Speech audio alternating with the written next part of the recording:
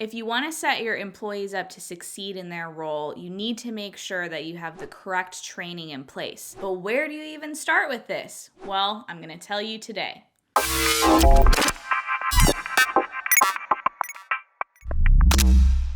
Hey guys, welcome back to the channel. I'm Abby Johnson with Matterhorn Business Development, and today I'm talking about employee training. Now, this is such an important step to make sure that your employees succeed and that they're giving you what you want and need out of them, but that they are also happy and love their work environment, succeed in their role, and want to stick around for a long time. Now, I have seen employee training go very wrong in the sense of not having enough training, not having specific enough training, having training materials that are confusing and disorganized, and therefore this employee never really knows what they're supposed to be doing, why they're supposed to be doing it. They then fail in their role and get fired because they weren't doing their job. But really, in the end, it was because they weren't trained properly or expectations weren't set from the beginning of what exactly they were supposed to be doing. So where do you even start to train these employees? Well, the first thing I want you to do is to list out all of the tasks in the role that you are training for. And then you're going to break up those tasks into tiers or levels of difficulty or skill needed for them. So let's say you have a receptionist and you are training the receptionist. So start listing out the tasks that she's going to have to do. So answering the phones, answering emails, sorting incoming mail, sending outgoing mail. Maybe she also has to take initial sales calls sometime. Maybe if you're a smaller company, this receptionist is doing a lot of things. Maybe she has to schedule appointments for you. Maybe she has to order your lunch, whatever it may be. List out all of these tasks. Then rearrange them in order of difficulty. So maybe answering the phone, even though that's the first thing you would want her to do, maybe it's actually a harder task because receptionists actually have to know how an entire company runs and where to properly send a call to and who to send it to. So that can actually be a difficult thing to start someone off with day one. So maybe on day one, she's just writing letters, getting a lunch order, these kind of simpler tasks that you could put into, let's say, a level 1. So you have your level 1 receptionist training of these simpler tasks. And then level 2 includes, for example, answering the phone, scheduling appointments, scheduling maintenance calls, depending on your business, things like that. I'm just making this up. You're gonna have to do this for the specific role you're trying to hire and train for, but this is just an example. So then maybe a level 3 receptionist, that's like your top tier receptionist, is actually more like a manager, and she's able to train new hires in the area and oversee other people in these tasks that she's trained in. So it might take someone some time to get to be a level 3 receptionist, but it's at least laid out in a clear path of their tasks and a gradient scale from simpler to more difficult. We have another great video that I will link below about how to pay your employees based on these levels. So a level 1 receptionist would be making less than a level 3 receptionist because the level 3 receptionist is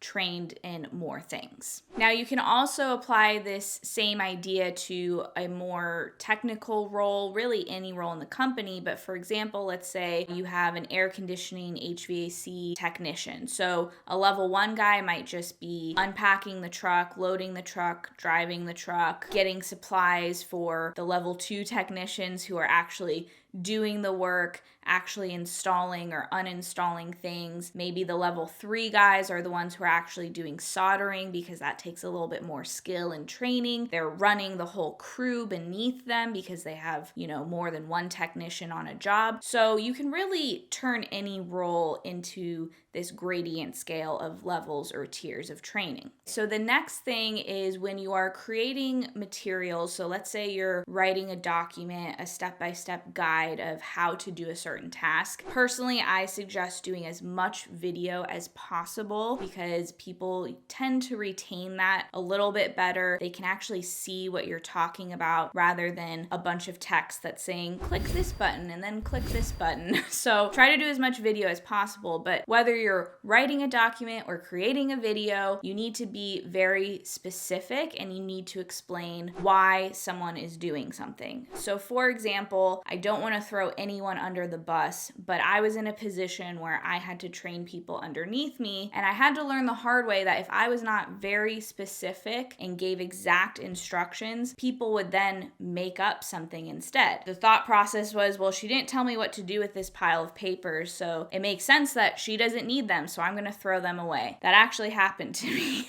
So you need to be very specific on what you want from someone, what the expectation is, and why they're doing it. If you tell them, hey, every time the phone rings, you need to say XYZ, they might not say XYZ if they don't understand why they're saying it. So for example, every time you pick up, you need to say, this is the Richmond location, because people get us confused with the other location. If they don't understand that or even know you have a second location, they might just be like, it's probably not that important, and they won't do it. So be specific, be detailed, and explain why you have to do the steps that you are saying you have to do. Finally, you want to organize all of these training materials in one place that is easy for an employee to navigate and figure out what step is next on their training. I've seen a lot of people who just use Google Drive, and I understand it's very easy to just write a Google Doc, have it in a folder. But if you're going to do something like that, the folders have to be organized. It has to be clear which document they're supposed to read first, which video they're supposed to watch first, and it can get kind of messy in Google Docs. So this is where I recommend using our favorite system, MetaPulse. Thank you to MetaPulse, our channel sponsors. We're a little biased, but we really do use them ourselves every day here at Matterhorn and with our clients. But one of the pieces of MetaPulse is they have a whole section called Knowledge, where you can record policies and training materials for your employees. You can assign them